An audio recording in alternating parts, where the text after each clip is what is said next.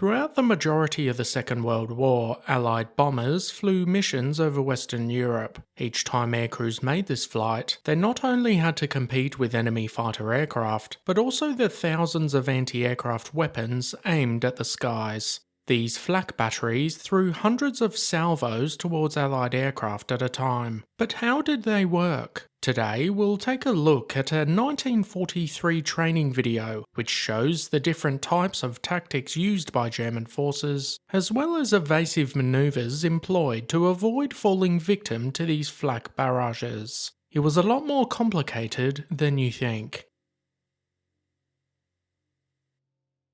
If you enjoy this video and want to see more, hit that subscribe button. It's free and really helps the channel reach more history lovers like you.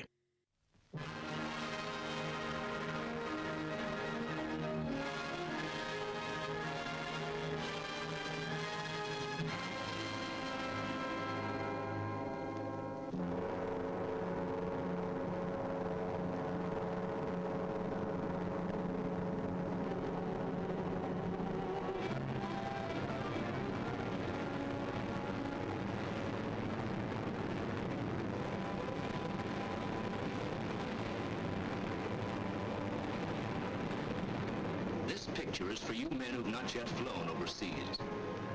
These are shots of our planes flying through flak over France and the Low Countries, over Germany and Italy, over Jap Islands in the South Pacific. It looks tough. It is tough.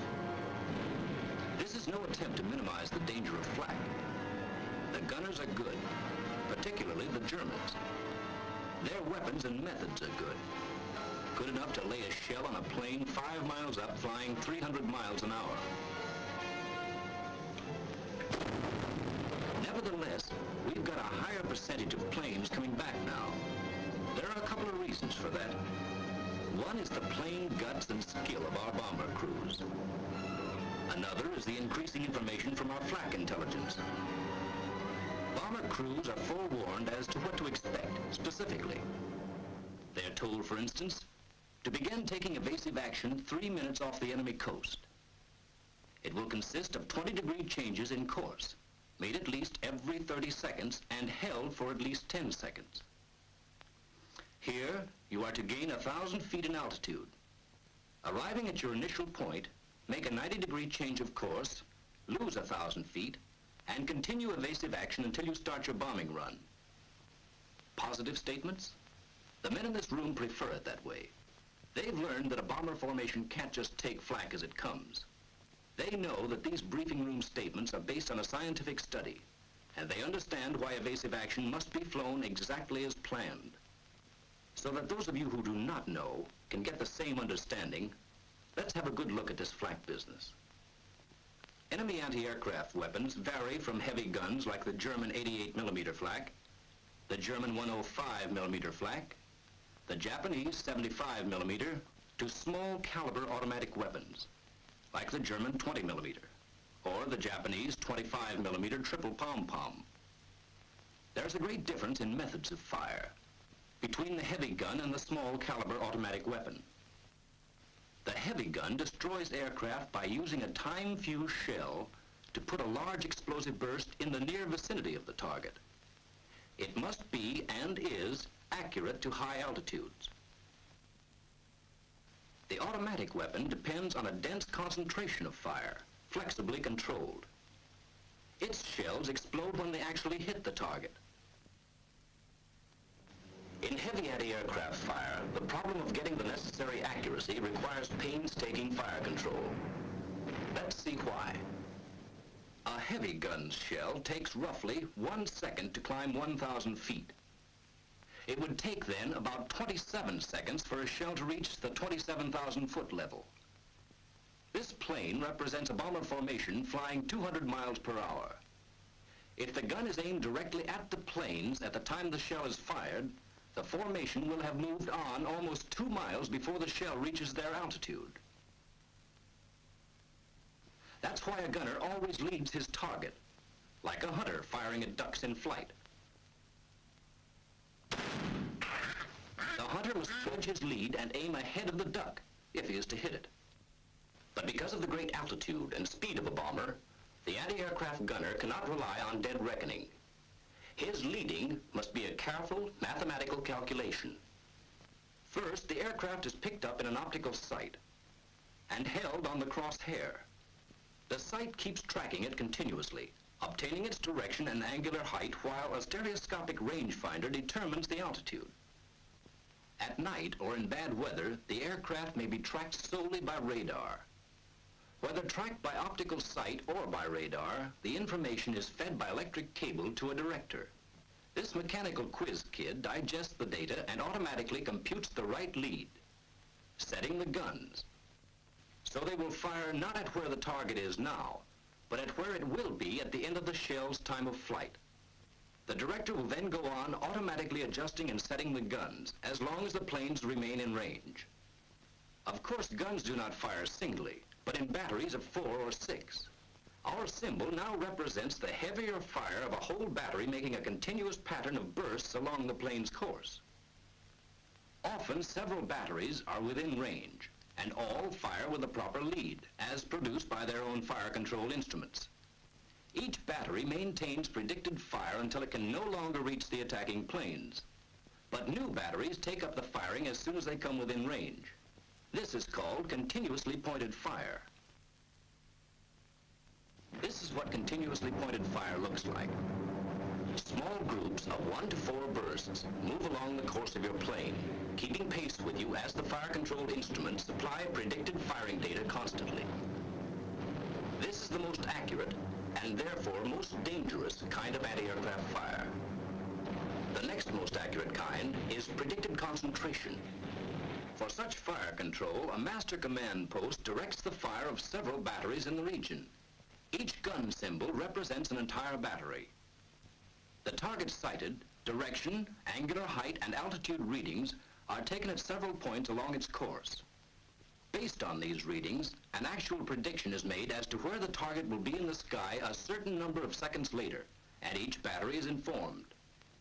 Each adjusts its gun so that a concentrated fire will strike the point of prediction at the given time.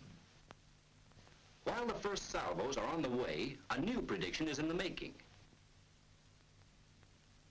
The guns are laid on the new point, and another concentration sent on its way. Bursts occur practically simultaneously. Not as accurate as continuously pointed fire, the predicted concentration has greater volume. From the aircraft, predicted concentrations appear as groups of 10 or more bursts at spaced intervals of approximately 60 seconds. In contrast to continuously pointed fire, there will be flak-free spaces between successive concentrations of bursts. In both these kinds of fire, the gunner is up against his greatest weakness, prediction. His firing data can never be more than the assumed future course of the target. In continuously pointed fire, the gunner must get you in his sights and obtain your altitude.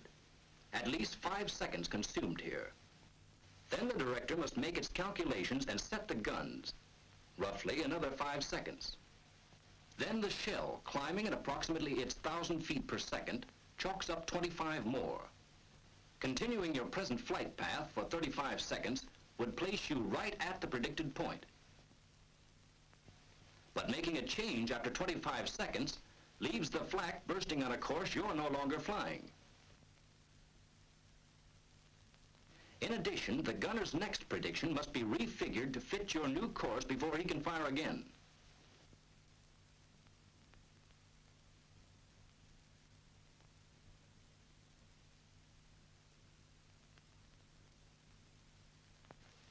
In predicted concentrations, the gunner has an even longer time lapse to contend with. For plotting the target's course, 25 seconds. For making a prediction, 5 seconds. For the telephoning and actual setting of the guns of the various batteries, 10 more. Adding 25 seconds for approximate time of flight gives us a total of 65 seconds. However, by flying planned evasive action, that is a point you'll never reach. You can see from this that if you knew when to make changes and what changes to make, you could continuously defeat the predictions. Well, that's what flak intelligence has figured out. As a rule of the thumb on when to make changes, you're given this. Never fly one flight path for a greater number of seconds than you are up thousands of feet. In other words, flying at 30,000 feet, make a change at least every 30 seconds. In planning what kind of changes to make, we must avoid ineffective evasion. Do not fly a sinuous course illustrated here, because such small, regular variations can be averaged out.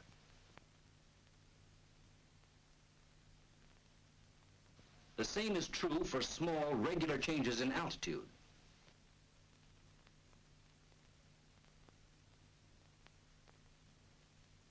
Even a constantly curving course must not be maintained for too many seconds at your altitude, because the newer directors can predict on such a curve. They can also predict on constant changes of altitude. When you consider the overall pattern of an evasive course in the sky, you can see that nervous minor changes are worthless. Instead, compromising between what confuses gunners the most and upsets your formation the least, we plan this sort of evasive action. Changes in course of a minimum of 20 degrees. Changes in altitude of greater than 500 feet. The two changes made simultaneously whenever your formation permits, and never held longer than the number of seconds which corresponds to your altitude in thousands of feet. You will be told to start this planned evasive action 3 minutes before reaching a defended enemy area.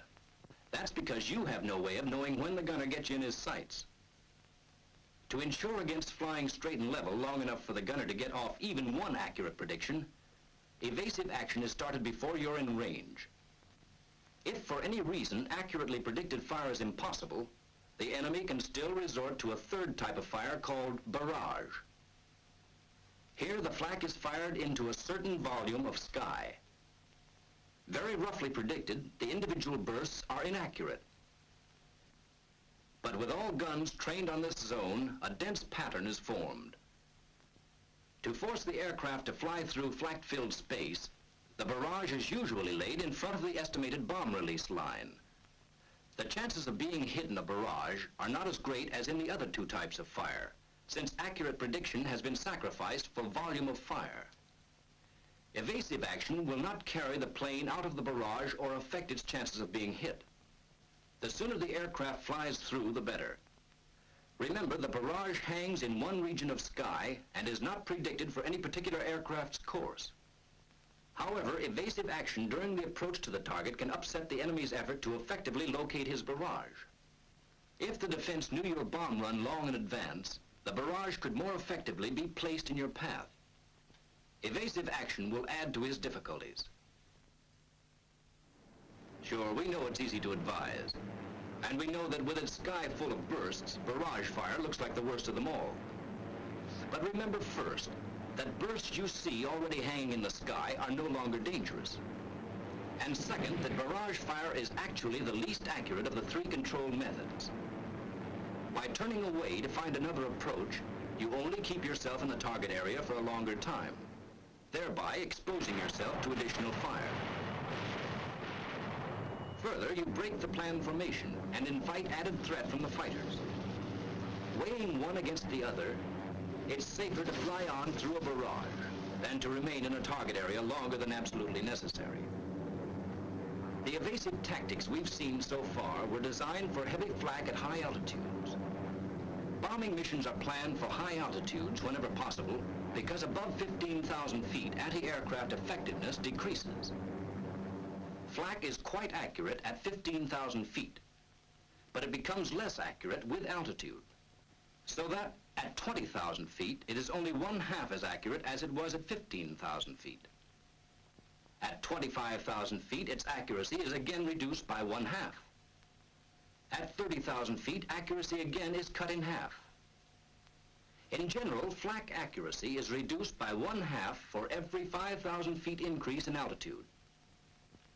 A common belief is that a magic medium altitude exists, where heavy flak has not yet become effective and light flak cannot reach.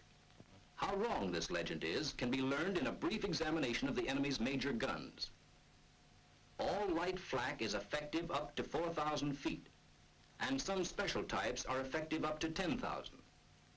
Heavy flak becomes effective at about 3,000 feet, lowest level for which its time fuses can be set, then goes on to reach as high as 37,000 feet.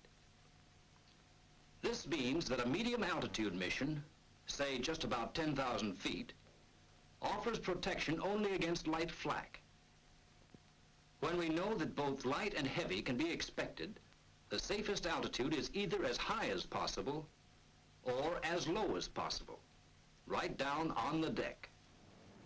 Flying on the deck renders heavy guns impotent, and at the same time gives the light automatic weapons their toughest possible traversing job because of your high angular velocity.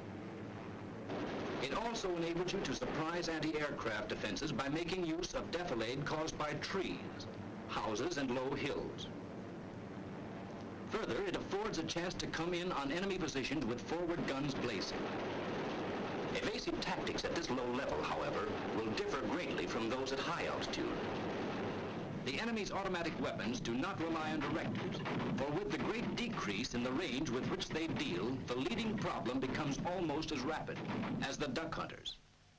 And with the time of flight so short, gentle 20-degree changes will turn ducks or bombers into clay pigeons.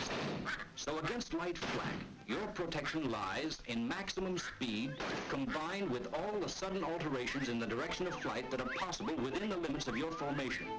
Skid turns, porpoising, corkscrews, side-slipping, anything which will keep those gunners guessing. Yes, keep those gunners guessing. But guesswork on your part won't do it. Evasive action. Routes to and from the target, the initial point, and the bomb run all must be planned to take advantage of the latest available flak intelligence. And even more important, all must then be flown exactly as planned.